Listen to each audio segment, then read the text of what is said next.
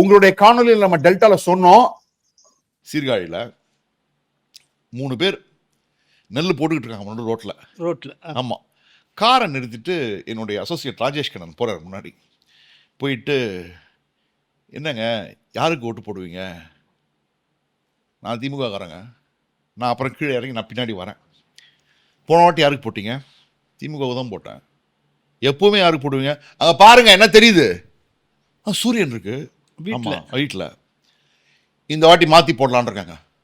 என்னது எடப்பாடியாருக்கு போடுறோங்க? உண்மையிலேயே சொல்றீங்களா? சத்தியமா சொல்றேன் சார், இந்த ஆட்சிக்கு வேஸ்ட் சார். இவரை கொண்டது தப்பு சார். நாங்க எல்லாமும் டிஎம்கே தான் இருக்கோம். இந்த ட்ரிப் மாறலான்னு இருக்கீங்களா? ஆமா. யாருக்கு போடலான்னு இருக்கீங்க? எடப்பாடிக்கா? அப்படியா?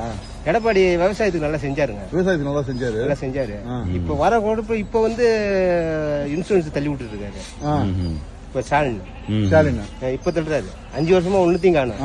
அவரு வருஷமும் நம்மளுக்கு இன்சூரன்ஸ் எல்லாம் விவசாயத்துக்கு நல்லா செஞ்சாரு. நீங்க திமுக போட்டவரை இப்ப யோசிக்கிறீங்க? ஆமா, யோசிக்கிறோம். ஆமா, சூரியனே வச்சிருக்கீங்க வீட்டுல? சூரியனே சூரியன் இருக்குதா? உண்மையிலேயே சொல்றீங்களா? உண்மையிலேயே சத்தியமா சொல்றேன் சார். எடப்பாடி அந்த அளவுக்கு நல்லா செஞ்சாரு.